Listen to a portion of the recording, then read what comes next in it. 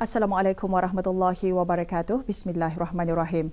Bersua lagi dalam rancangan berita ASEAN yang memaparkan peristiwa dan pergolakan yang berlaku di sekitar rantau ASEAN. Berita ASEAN minggu ini dimulakan dengan mesyuarat pertama dari musim permesyuaratan ke-11 Majlis Mesyuarat Negara yang berlangsung dengan penuh adat istiadat di bangunan Dewan Majlis Mesyuarat Negara Bandar Seri Begawan. Menyusul kemudian retreat Menteri-Menteri Ekonomi ASEAN yang berlangsung di Kota Baru, Kelantan dan mesyuarat kumpulan kerja ASEAN mengenai kerjasama harta intelektual. Bahan-bahan berita ASEAN lain termasuk Kemboja dan Laos berikrar untuk terus meningkatkan lagi hubungan dua hala bagi manfaat kedua-dua buah negara. Mesyuarat Jawatankuasa Ekonomi dan Perdagangan Thailand-Jepun di Bangkok dan Agensi Penguatkuasaan Maritim Malaysia menahan sebuah bot nelayan Vietnam yang menceroboh perairan Malaysia untuk mengambil gamat laut. Bersama Haja Hamin Abdul Rahman untuk mengikuti laporannya.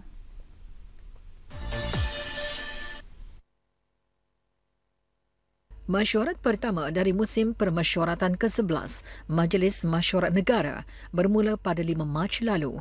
Berangkat ke istiadat pembukaan rasmi mesyuarat berkenaan ke bawah Duli Yang Maha Mulia Paduka Seri Baginda Sultan Haji Hassanal Bolkiah Muizzaddin Wad Daulah Ibni Almarhum Sultan Haji Omar Ali Saifuddin Sa'adul Khairi Wad Din Sultan dan Yang di-Pertuan Negara Brunei Darussalam.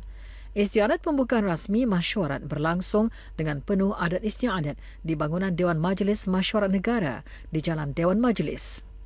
Sejurus keberangkatan ke bawah Duli Yang Maha Mulia berkenan menerima hormat diraja dan memeriksa barisan kehormatan yang terdiri daripada 108 anggota pasukan polis di Raja Brunei. Berangkat sama Paduka Anak Anda dan Paduka-Paduka Adinda ke bawah Duli Yang Maha Mulia. Duli Yang Teramat Mulia Paduka Seri Pengiran Muda Mahkota, Pengiran Muda Haji Al-Muhtadi Billah, Menteri Kanan di Jabatan Perdana Menteri selaku ahli rasmi kerana jawatan. Duli Yang Teramat Mulia Paduka Seri Pengiran Perdana Wazir Sahibul Himmah wal Waqar, Pengiran Muda Muhammad Bolkiah, Menteri Hal Ehwal Luar Negeri dan Perdagangan. Yang juga ahli rasmi kerana jawatan, Duli Yang Teramat Mulia Paduka Seri Pengiran Bendahara Seri Maharaja Permaiswara, Pengiran Muda Haji Sofri Bolkiah dan Duli Yang Teramat Mulia Paduka Seri Pengiran Digadung Sahibul Mal, Pengiran Muda Haji Jeffrey Bolkiah.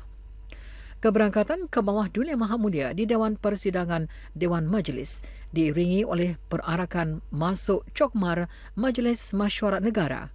Ke bawah Duli Yang Maha Mulia dalam titah menekankan pentingnya Majlis Mesyuarat Negara mengetengahkan pendekatan-pendekatan terbaik untuk pembangunan yang antaranya penyerapan positif mindset kepada rakyat.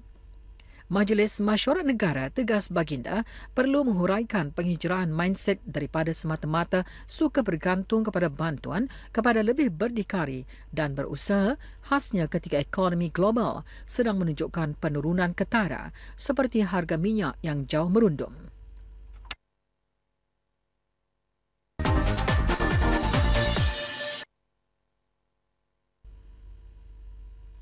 Retreat Menteri-Menteri Ekonomi ASEAN kali ke-21 berlangsung di Kota Baru, Kelantan, Malaysia Ahad lalu dengan tumpuan perbincangan mengenai penubuhan dan langkah-langkah integrasi praktikal bagi Komuniti Ekonomi ASEAN AEC.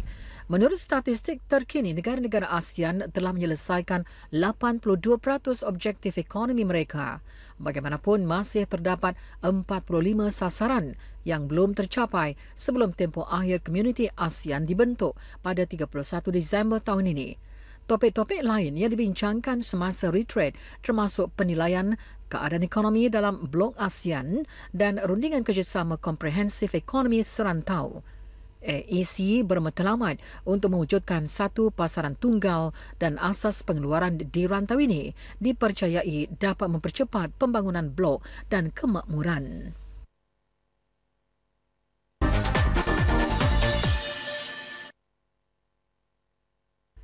Sementara itu, Lembaga Kemajuan Ekonomi Brunei LKEB melalui Pejabat Harta Intelektual Brunei Bro IPO mengadakan mesyuarat kumpulan kerja ASEAN mengenai kerjasama harta intelektual AWGIPC.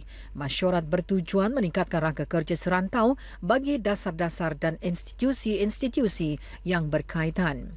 Hadir Deng Hajah Hasna binti Haji Ibrahim, Timbalan Ketua Pegawai Eksekutif LKEB.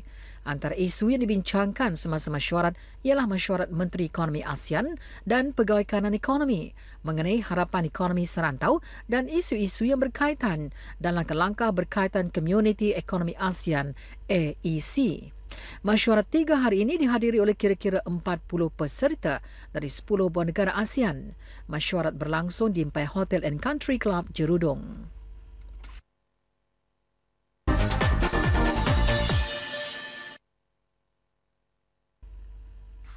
Kemboja dan Laos berekrar untuk terus meningkatkan lagi hubungan dua hala dan kerjasama bagi manfaat kedua-dua negara. Ekrar tersebut disuarakan semasa pertemuan antara Perdana Menteri Kemboja Hun Sen dan Presiden Laos Chamali Sayason di Kemboja. Presiden Laos Chamali Sayason baru-baru ini berada di Kemboja dalam rangka lawatan 2 hari atas jemputan Raja Kemboja Norodom Sihamoni.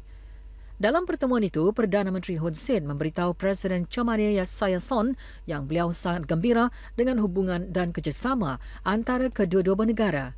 Perdana Menteri juga mencadangkan agar kedua-dua negara terus mengekalkan dan meningkatkan lagi kerjasama dua hala untuk kepentingan bersama. Sementara itu, Presiden Chamali berkata adalah penting bagi kedua-dua negara mengukuhkan lagi hubungan dan kerjasama dalam semua bidang. Beliau juga memuji pembangunan sosioekonomi Kemboja yang pesat dalam hampir 1 dekad sejak lawatan pertamanya ke Kemboja pada tahun 2007. Presiden Chamali juga memberitahu negaranya sedang dalam proses pembangunan ekonomi dan berharap pertumbuhan ekonomi akan membantu Laos melepasi status negara kurang membangun oleh Pertubuhan Bangsa-Bangsa Bersatu PBB menjelang tahun 2020.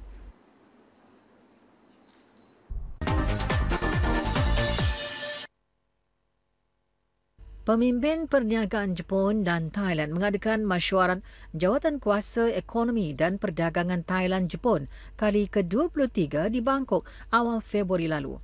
Ia merupakan mesyuarat pertama Jawatan Kuasa Ekonomi dan Perdagangan Thailand-Jepun dalam masa 3 tahun. Bersempena mesyuarat ini, Timbalan Perdana Menteri Thailand Prawit Wongsuwan mengadakan perjumpaan bersama Eizo Kobayashi dan Toshiyuki Shiga, pengerusi bersama Jawatan Kuasa Ekonomi dan Perdagangan Thailand-Jepun. Mereka adalah antara perwakilan dari 60 peniaga Jepun yang menghadiri mesyuarat. Timbalan Perdana Menteri Thailand berkata, mesyuarat yang dihidupkan semula ini menunjukkan keyakinan pelabur Jepun terhadap Thailand. Topik perbincangan tertumpu kepada kerjasama ekonomi dan projek-projek terkini pembinaan landasan kereta api. Jepun akan membina landasan kereta api berkelajuan tinggi di Thailand yang menghubungkan Myanmar, Thailand dan Kemboja. Kemuncak mesyuarat ialah menandatangani perjanjian sistem landasan kereta api selebar 1.435 meter.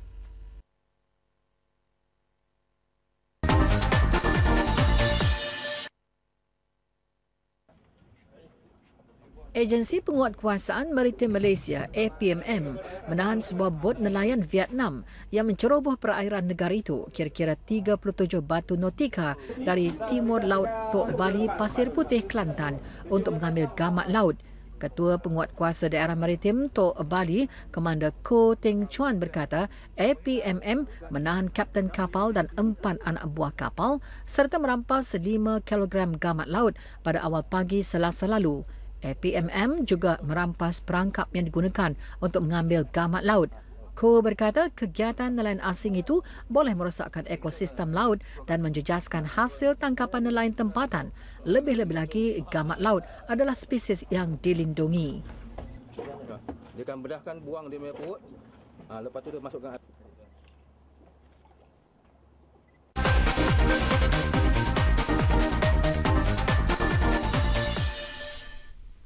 Auda Berita ASEAN minggu ini juga mengongsikan bahan-bahan berita menarik yang lain. Antaranya pameran kimono dan resepsi di Laos bersempena memperingati ulang tahun ke-60 hubungan diplomatik antara Jepun dan Laos. Kuala Lumpur bebas kenderaan pada waktu pagi. Di Thailand, sekumpulan gajah liar didapati berkeliaran di sebuah kampung di wilayah Chantaburi dan album muzik rasmi untuk sukan C dilancarkan di Singapura. Teruskan mengikuti Berita ASEAN dan laporannya bersama Haji Haminah Duraman.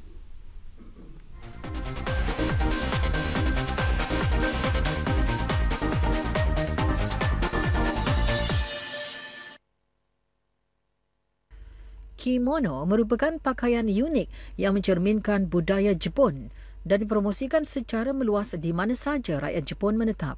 Seorang rakyat Jepun, Shichiko Tominaga, yang bekerja untuk Jepun di Vientiane Januari lalu, menganjurkan pameran kimono dan resepsi bersempena dengan peringati ulang tahun ke-60 hubungan diplomatik antara Jepun dan Laos. Pelbagai jenis kimono dengan corak berbeza dipamerkan di kediaman Shichiko. Para tetamu juga disajikan dengan minuman teh Jepun yang sangat terkenal, sado dan chanoyu. Sado adalah teh serbuk berwarna hijau dan ia berbeza dari teh biasa. Teh serbuk mula diperkenalkan di Jepun dari China pada abad ke-12. To see the beautiful kimonos on display. Different styles are worn on different occasions. Kimono is very important in Japanese culture. Nowadays, young people doesn't know how to wear kimono, but we have to keep our tradition. I feel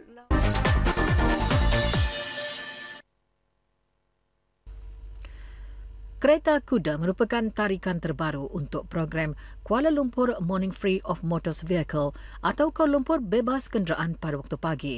Selain berbasikal, para pelawat boleh menaiki kereta kuda di sekitar Kuala Lumpur secara percuma. Pelawat akan dibawa sepanjang jalan utama selama 10 minit, laluan sama untuk program berbasikal. Dua buah kereta kuda adalah dari Taman Tasik Titi Wangsa dan menurut Datuk Bandar Kuala Lumpur, Ahmad Faisal Talib, Dewan Bandaraya Kuala Lumpur DBKL akan terus menawarkan perkhidmatan kereta kuda dalam usaha menarik lebih ramai pengunjung ke Kuala Lumpur. Program ini diadakan 2 kali sebulan bermula pada pukul 7.30 pagi hingga 9.30 pagi. Bagi pengunjung, ini adalah sesuatu yang istimewa kerana mereka dapat menaiki kereta kuda yang disediakan oleh DBKL dan sudah pasti ia akan menjadi satu pengalaman manis. Selain dari kereta kuda, pelbagai aktiviti lain juga disediakan, antaranya tarian Zumba dan persembahan kebudayaan. Basikal juga disediakan untuk kegunaan orang awam.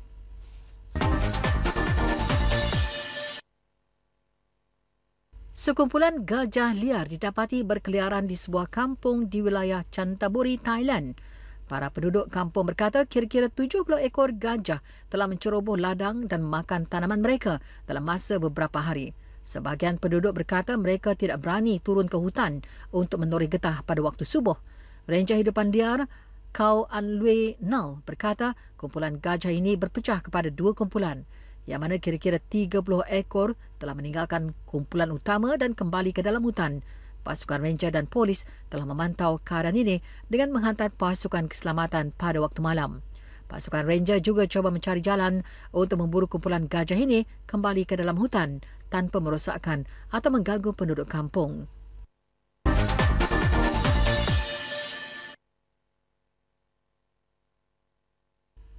Album muzik rasmi untuk Sukan C dilancarkan minggu lalu dengan harapan memberi semangat dan inspirasi kepada rakyat Singapura menjelang sukan berkenaan.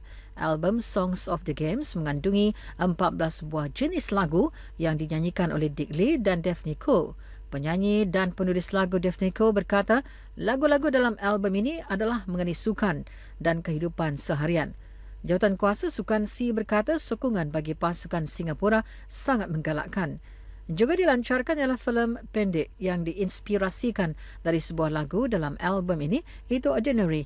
Ia berdasarkan kisah benar ikon bola sepak Fandi Ahmad.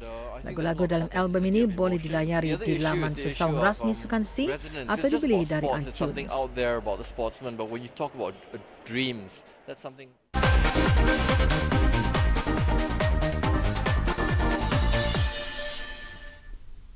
Auda penubuhan komuniti ASEAN pada 31 Disember 2015 telah diputuskan oleh para pemimpin ASEAN ketika Malaysia mengambil alih jawatan pengerusi Sidang Kemuncak ASEAN 2015.